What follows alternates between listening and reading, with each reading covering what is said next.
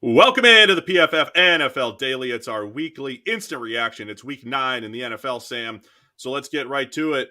We had a series of 1 o'clock games, just the two 4 o'clock games, that feature game, Rams Bucs.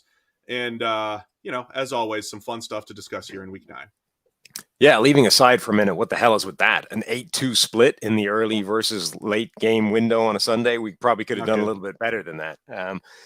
So I think one of the biggest takeaways has to be Buffalo dropping a game to the New York Jets, not just because the Jets did well. They had a good game plan, I think, on both sides of the ball. They played a hard game. They sort of showed that they can stick it to some of the best teams in the NFL after failing to do that against the Patriots, but also because that's the second game in a row now and the third game sort of in, 6, where Josh Allen has been pretty careless with the football. And this was, Josh Allen had reached this stage of Patrick Mahomes-like play where everything he does is great and it's almost impossible to stop him and there's no correct game plan. And all of that kind of goes out the window if Josh Allen is just going to start pitching the ball to the defense a couple of times a game, which is what happened here, which is what happened a week ago, and what happened several times over against Miami when he had 6 turnover-worthy plays. Yeah, not to take anything away from the Jets. Their defense has been fantastic. They forced those turnovers. At the same time, some of them felt a little unforced from Josh Allen. Just throws into coverage. Sauce Gardner's interception, maybe some deception there from the Jets' coverage. But yeah, Josh Allen throwing the ball to the defense. And the Jets just stepping up, man. Zach Wilson made enough plays down the stretch, just like a key 3rd and 5, to keep that game going. And the Jets have life again, and you got to give them credit for bouncing back, because last week they lose to the New England Patriots. It was a close game, but the Patriots kind of ran away with it in the end. Good job by the Jets bouncing back here. The entire AFC East is now over 500. Yeah, they found a way of not getting Zach Wilson murdered by the best pass rush in the NFL. His average time to throw in this game was extremely fast. They were just getting the ball out of his hands before the pressure could become a problem. He still made a couple of mistakes under pressure, but generally this was a much bigger issue than it proved to be in the game because of the game plan that they had. So I think the Jets had a fantastic plan to mitigate their biggest problem and therefore be able to go toe-to-toe with Buffalo. The other, look, there's always stories, but the Dolphins-Bears, man, you got Tua Tagovailoa going head-to-head with Justin Fields in one of just the matchups of the week when it came to quarterback play and big plays, right? We've seen Miami create these big plays. Jalen Waddle, Tyreek Hill remain unstoppable. Tua feeding them the ball, left a couple throws on the table at the end there. And then Justin Fields, it wasn't the pass game. Look, I think the first time Fields stepped onto a field in the preseason, he looked like a dynamic runner. But man, I don't know if anybody expected what he looks like on the NFL field right now, the way he runs, elusiveness, and speed. Yeah, he set an NFL record for most rushing yards by a quarterback. So the next 2 numbers are owned by Michael Vick. Then we've got a Lamar Jackson game. We've got a Colin Kaepernick game in there, but nobody has rushed for more yards in a single game as a quarterback than Justin Fields did against Miami.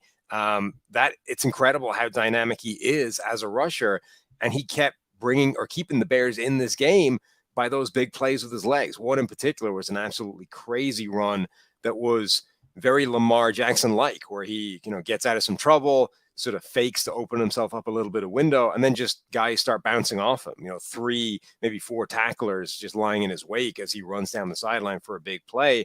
That was an incredible performance from Fields. And then Miami, again, like the entire NFL right now this year is struggling offensively with all these sort of too high coverage shells, with the way defenses have been fighting back, except Miami, who appears to have discovered like a cheat code for just open receivers on every play. The rest of the league can't figure out how to get any kind of big plays going, how to get any kind of reliable passing game. And every time Tua looks up, there's a wide open Jalen Waddle or Tyreek Hill. We talked before about how the transition that these quarterbacks have to go from Alabama open to like NFL open. Tua's back to Alabama open. Like everybody is Alabama open again. He really is. Picture it, Sam, though, that your kicker's lining up for that onside kick. The chances of regaining possession are slim. The stakes are high. Tension's higher. Your pulse is racing. He kicks it. The ball bounces up. And you can make every play feel this exciting with DraftKings Sportsbook, an official sports betting partner of the NFL. And their unbeatable offers. Right now, new customers can make any $5 NFL bet and get $200 in free bets if your team wins. Check it out. In addition to the usual bets, everyone can boost their winnings with DraftKings stepped-up same-game parlays. And to make things even sweeter, you can throw down on those stepped-up same-game parlays once per game day all season long. So download the DraftKings Sportsbook app now. Use promo code PFF to get $200 in free bets if your team wins. Just place a $5 bet on any football game only at DraftKings Sportsbook using the code PFF. Minimum age and eligibility restrictions apply. See show notes for details. All right, among the other stories here, Sam, you've got the Green Bay Packers losing once again, this time to the Detroit Lions. Lions win 15-9. They get off the field on fourth down, an Aaron Rodgers comeback attempt.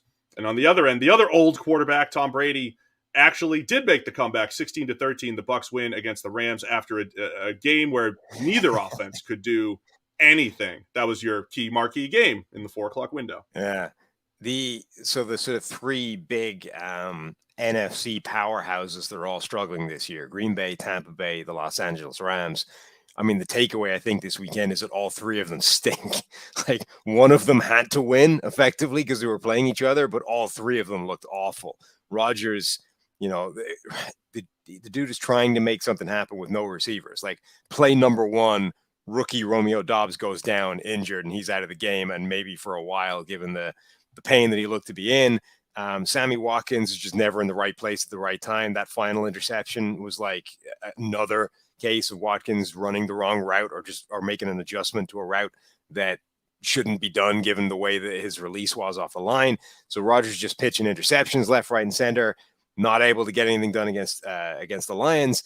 And then that Rams Bucs game, like, offense just didn't exist in that game. Both of these teams were miserable. The Rams offensive line is just it's a disaster outside of one, effectively a coverage bust from Tampa Bay. The Rams did almost nothing all game long on offense. And then the Bucs, they just can't seem to, like, everything they do, somebody is making a mistake to ruin the play, right? Whether it's, here's a great play by Brady and then a drop by Mike Evans, or here's a nice pass, but then it gets negated by holding, or here's Scotty Miller doing 80% of the job and then dropping the ball in the end zone. Like, they just can't manage to build a one play where everybody does their job. So they're like mixing up the mistakes and going nowhere because of it.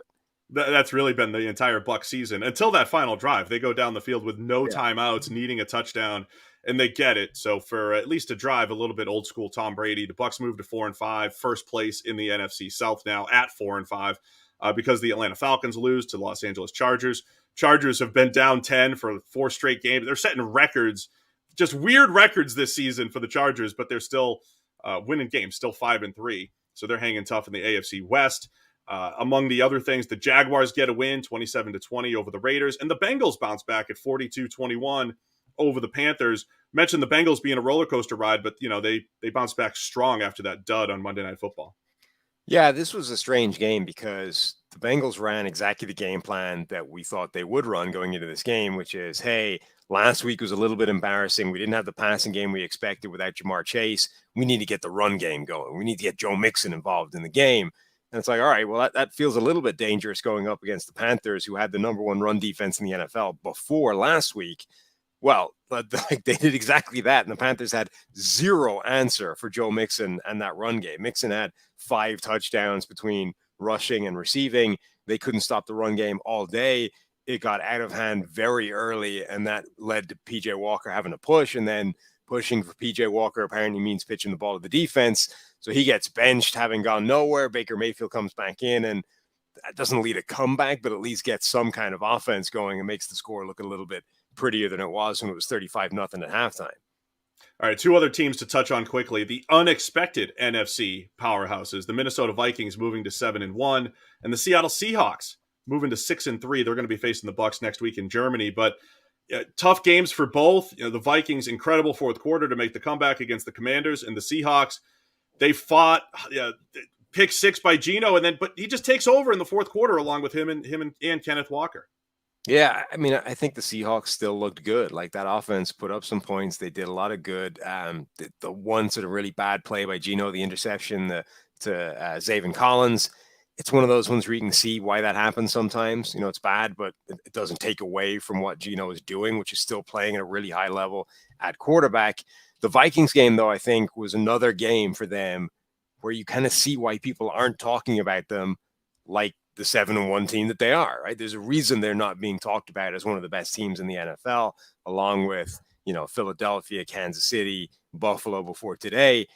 It's games like this, right? They score a touchdown early. It looks like they're going to have no problem. They're going to have their way with the Commanders, and then they just don't score until they're behind in the game all of a sudden and have to dig it out in the fourth quarter. And yes, it's impressive that they found another way of doing that.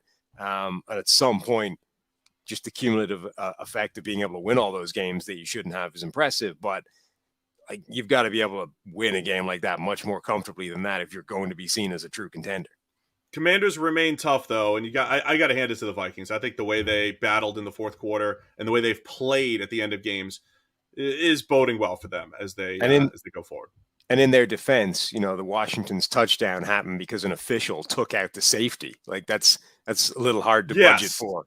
That was one of the craziest plays of the week. And we're going to go through all the crazy plays, all of the games, of course, every week on the PFF NFL podcast. So join us first thing Monday morning, 7 a.m. on the PFF NFL podcast. But for now, it's our instant reaction to week 9 here on the PFF